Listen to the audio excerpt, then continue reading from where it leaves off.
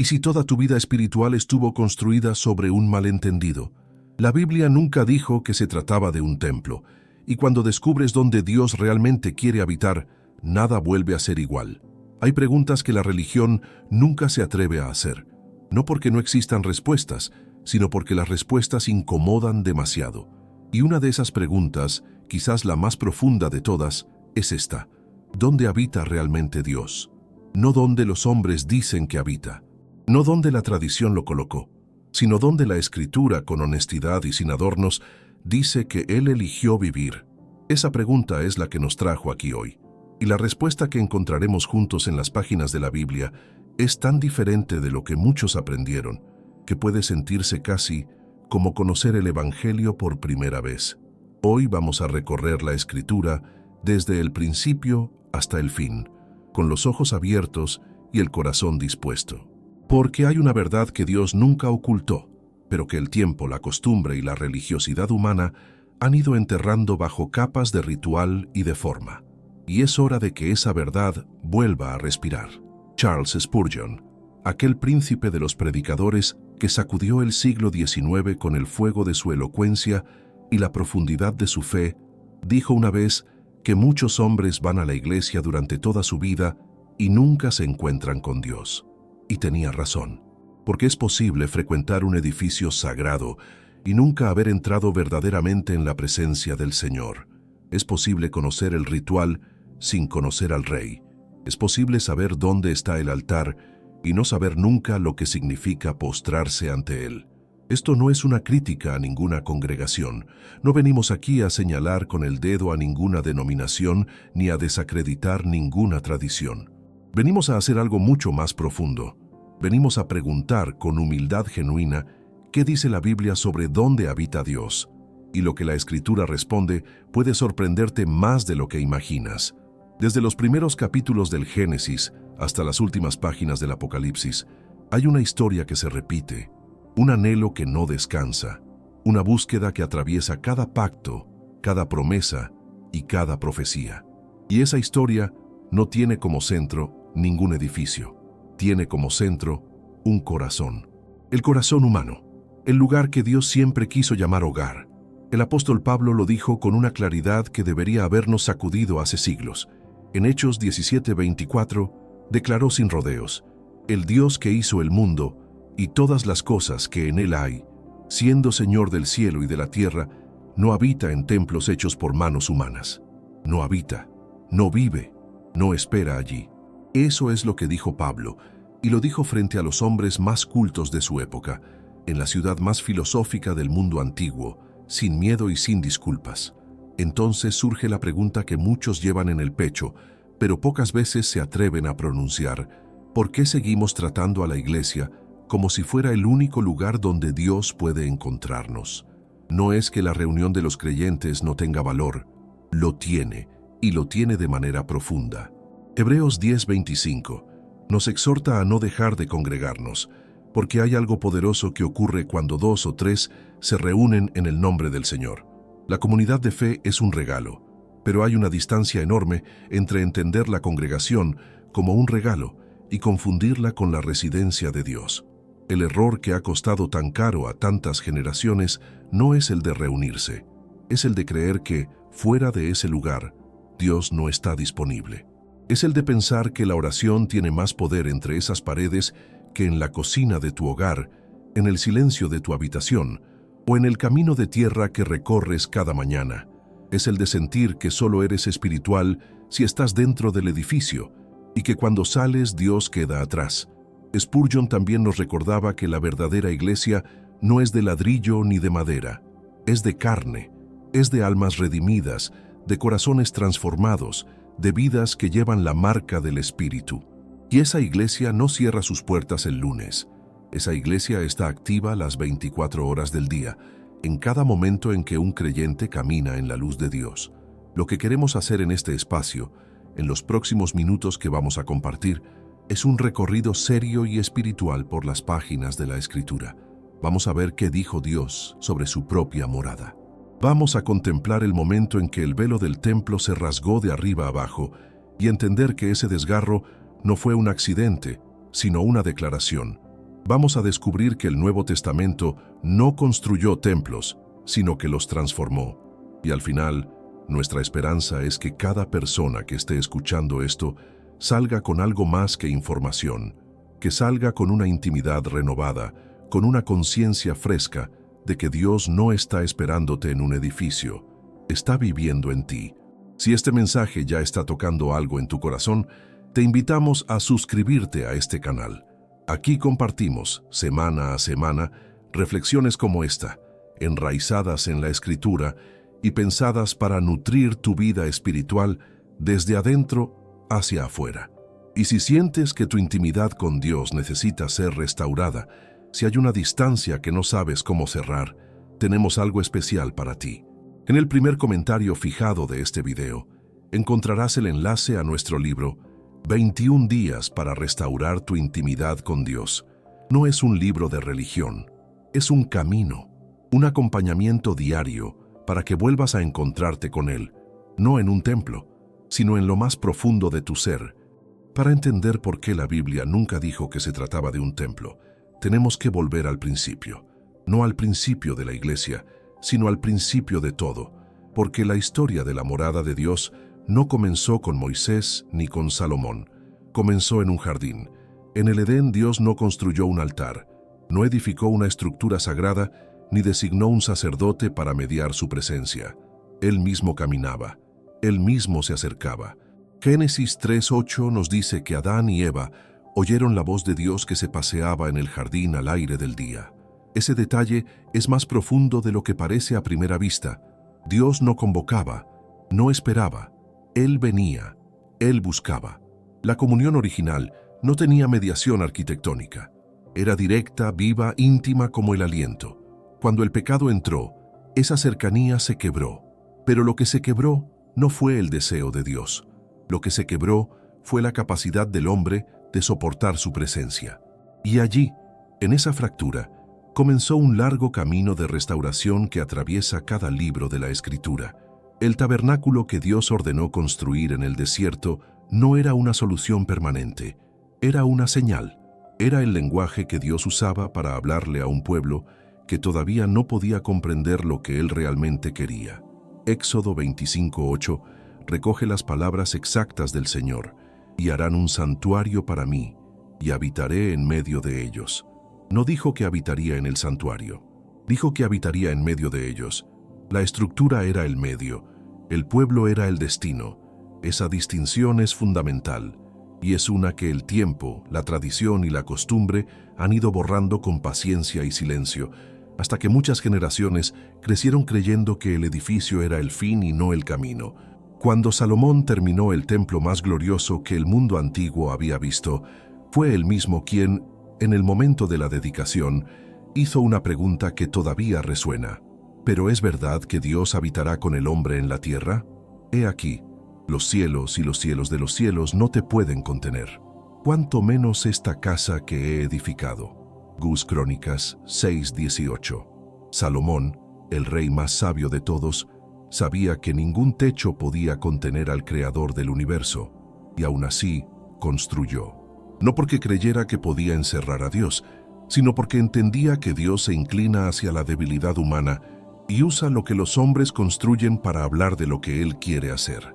El templo era un sermón en piedra, un mensaje visual sobre la santidad, el sacrificio, la separación entre lo profano y lo sagrado, y el anhelo de una reconciliación que todavía no había llegado. Cada cortina, cada vasija, cada rito del sacerdocio hablaba de algo que vendría, no de algo que ya estaba completo. Y entonces llegó Jesús, y lo primero que hizo fue ir al templo, pero no fue a adorar la institución, fue a cumplir lo que la institución señalaba. Lucas 2:49, cuando Jesús tenía apenas 12 años, ya dejaba ver con una claridad desconcertante cuál era su verdadera relación con aquel lugar. ¿No sabíais que en los negocios de mi Padre me es necesario estar? No dijo, en la casa de mi Padre. En el original griego, la expresión es más amplia, en las cosas de mi Padre, en los asuntos del Padre.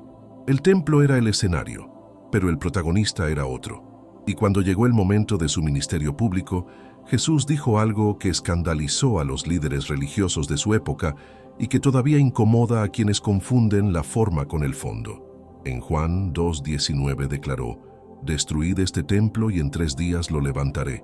Ellos pensaron que hablaba del edificio. Él hablaba de su cuerpo, porque en él el templo ya no era una construcción, era una persona. Era la presencia de Dios hecha carne, caminando entre nosotros, tocando leprosos, sentándose con pecadores, durmiendo en barcas y llorando frente a tumbas. El verdadero templo nunca tuvo paredes de piedra, tuvo costillas, tuvo manos, tuvo pies cubiertos de polvo de camino. Y eso no fue una degradación de la gloria de Dios, fue su expresión más alta. Cuando comenzamos a entender esto, algo en nuestra fe se reordena. Ya no buscamos a Dios solamente en lugares consagrados por hombres. Lo buscamos en el interior, en el silencio, en la palabra que habla directamente al corazón. Empezamos a comprender que cada momento de nuestra vida puede ser sagrado, no porque esté dentro de un edificio, sino porque llevamos al Espíritu dentro de nosotros. Y esa verdad, lejos de alejarnos de la comunidad, nos devuelve a ella con un propósito diferente. Ya no vamos a la congregación a encontrar a Dios como si Él estuviera esperando allí y en ningún otro lugar. Vamos a celebrar juntos a aquel que ya encontramos. Vamos a edificarnos mutuamente como piedras vivas, tal como lo dice la Escritura. Vamos porque la fe que se vive en comunidad crece de maneras que la fe solitaria no siempre puede. Pero el punto de partida cambia, y ese cambio de punto de partida lo transforma todo. Hay un momento en los evangelios que suele pasar desapercibido entre los grandes milagros y los sermones que llenan páginas enteras. Es un momento pequeño en apariencia, casi silencioso, pero si lo miras con atención, te darás cuenta de que allí Dios estaba destruyendo siglos de malentendido con una sola conversación junto a un pozo. Jesús estaba cansado. Era mediodía. Se había sentado junto al pozo de Jacob, en Samaria, un territorio que los judíos evitaban por orgullo y por costumbre, y allí se acercó una mujer con historia, con heridas, con preguntas que llevaba dentro desde hacía mucho tiempo. Y en medio de esa conversación íntima, ella le hizo la pregunta que su pueblo llevaba siglos debatiendo. Nuestros padres adoraron en este monte, y vosotros decís que en Jerusalén es el lugar donde se debe adorar. Juan 4:20. Era la pregunta del templo, era la pregunta de dónde. Y Jesús, con la calma de quien conoce la respuesta desde antes de que existiera el tiempo, le respondió algo que cambió para siempre la geografía de la adoración. Mujer, créeme que la hora viene cuando ni en este monte ni en Jerusalén adoraréis al Padre, pero la hora viene, y ahora es, cuando los verdaderos adoradores adorarán al Padre en espíritu y en verdad, porque también el Padre tales adoradores busca que le adoren. Juan 4:21-23. En espíritu y en verdad, no en Jerusalén, no en el monte Gerizim, no en ningún edificio consagrado por la mano humana, en el interior, en la profundidad del ser, en ese lugar donde la arquitectura no llega y donde solo Dios y el alma se encuentran cara a cara. Jesús no estaba aboliendo la adoración, estaba llevándola a su forma más pura, a su intención original, al lugar donde siempre debió haber vivido. Y lo hizo hablándole a una mujer que la sociedad religiosa de su época hubiera ignorado. Porque la gracia de Dios no respeta los muros que los hombres levantan para separarla de quienes consideran indignos. Ahora bien, si la adoración verdadera no depende del lugar, ¿qué pasa con el templo? ¿Qué ocurrió con esa institución que Dios mismo había ordenado, que Salomón había construido con gloria indescriptible, que el pueblo consideraba el corazón de su identidad como nación? La respuesta llegó el día en que Jesús exhaló su último aliento en la cruz. Mateo 27:51 lo describe con una precisión que estremece. Y he aquí, el velo del templo se rasgó en dos, de arriba a abajo, no de abajo arriba, como si alguna mano humana lo hubiera desgarrado en un momento de desesperación o protesta. De arriba a abajo, fue Dios quien rasgó, fue el cielo quien abrió lo que el hombre había cerrado. Fue la eternidad irrumpiendo en el tiempo para declarar que la separación había terminado. El velo que separaba el lugar santísimo del resto del templo era grueso como la palma de una mano. Ningún hombre podía rasgarlo solo, y sin embargo, en el instante de la muerte de Cristo, se abrió de par en par, porque ya no era necesario. Ya no había una sala reservada para la presencia de Dios, a la que solo el sumo sacerdote podía entrar una vez al año, temblando y con sangre de sacrificio. Ahora el camino estaba abierto para todos, en todo tiempo, en todo lugar. Hebreos 10, 19, 20 lo expresa con una belleza que pocas frases en la Escritura igualan. Así que, hermanos, teniendo libertad para entrar al lugar santísimo por la sangre de Jesucristo, por el camino nuevo y vivo que Él nos abrió a través del velo, esto es, de su carne. El velo era su carne, el templo era su cuerpo, y cuando ese cuerpo fue entregado, el acceso quedó abierto para siempre. ¿Entiendes lo que esto significa para tu vida espiritual práctica? Significa que en este mismo momento, donde estás, puedes entrar al lugar santísimo. No necesitas prepararte durante días, no necesitas recitar fórmulas, ni aguardar una fecha en el calendario. No necesitas cruzar ninguna puerta de madera ni de piedra. Necesitas fe, necesitas el nombre de Jesús. Y eso es suficiente. La iglesia primitiva lo entendió. Por eso no construyeron templos durante los primeros siglos del cristianismo. Se reunían en casas, en catacumbas, en orillas de ríos, en cualquier lugar donde 2 o 3 pudieran juntarse en su nombre. No porque despreciaran la belleza o el orden, sino porque habían comprendido algo que muchos siglos después todavía nos cuesta asimilar: que Dios no vive en edificios, vive en personas, y esa verdad no nos empobrece, nos libera, nos devuelve la responsabilidad sagrada de ser nosotros mismos el lugar donde Dios habita, el espacio donde su gloria puede manifestarse, la presencia viva de Cristo en un mundo que lo necesita con urgencia. La pregunta que cada uno debe hacerse no es cuántas veces va al templo. La pregunta es si el templo vive en él. Si el velo fue rasgado, si el camino quedó abierto, si Jesús mismo declaró que la adoración verdadera no dependía de ningún lugar geográfico, entonces surge una pregunta que no podemos evitar. ¿Dónde habita Dios ahora? ¿Cuál es su morada en esta era que comenzó con la resurrección y que todavía no ha llegado a su consumación final? La respuesta del Nuevo Testamento es tan directa que casi incomoda. No es una metáfora, no es una figura retórica pensada para animar un sermón. Es una declaración teológica de consecuencias enormes para cada creyente que la recibe con seriedad. El apóstol Pablo lo escribió a una comunidad en Corinto, una ciudad llena de templos paganos, de cultos extravagantes, de religiosidad desbordante en todas sus formas equivocadas. Y en medio de ese contexto, les dijo algo que debió haberlos sacudido hasta los huesos. ¿No sabéis que sois templo de Dios y que el Espíritu de Dios mora en vosotros? 1 Corintios 3:16. Sois templo. No estáis cerca del templo, no visitáis el templo, no financiáis el templo, sois el templo. Cada creyente, cada alma que ha recibido a Cristo como Señor y Salvador, es la morada viva del Espíritu Santo, no un recipiente vacío que espera llenarse los domingos, un templo activo, habitado, consagrado por la presencia del Altísimo en cada hora del día y de la noche. Y si eso no fuera suficiente para transformar la manera en que te ves a ti mismo y la manera en que vives cada momento de tu existencia, Pablo vuelve a afirmarlo más adelante con una precisión aún mayor. En 1 Corintios 6, 19-20 escribe: ¿O ignoráis que vuestro cuerpo es templo del Espíritu Santo, el cual está en vosotros, el cual tenéis de Dios, y que no sois vuestros? Porque habéis sido comprados por precio.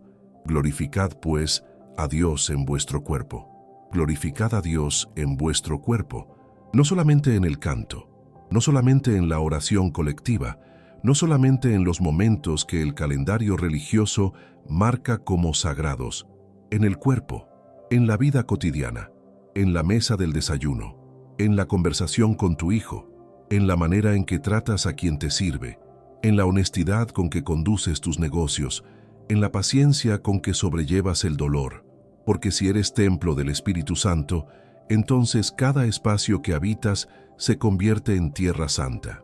No porque tú seas perfecto, sino porque el que vive en ti es santo, y su santidad no se queda guardada en un compartimiento de tu alma para los días de culto. Desborda, transforma, irradia hacia todo lo que te rodea. Esto es lo que Pedro quería decir cuando escribió en su primera carta: vosotros también, como piedras vivas, sed edificados como casa espiritual y sacerdocio santo, para ofrecer sacrificios espirituales aceptables a Dios por medio de Jesucristo. Primera Pedro 2:5. Piedras vivas. No piedras muertas apiladas por manos de hombres, piedras que respiran, que sienten, que aman, que sufren, que se levantan después de caer. Piedras que juntas forman algo que ningún arquitecto humano podría diseñar. La iglesia, en su sentido más profundo y más bíblico, no es el edificio donde te congregas. Es la suma de todos esos templos vivos, caminando por el mundo, llevando la presencia de Dios a cada rincón al que son enviados.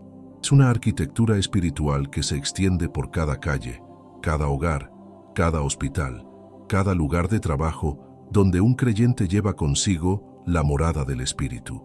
¿Y qué significa esto para la manera en que vives tu fe día a día?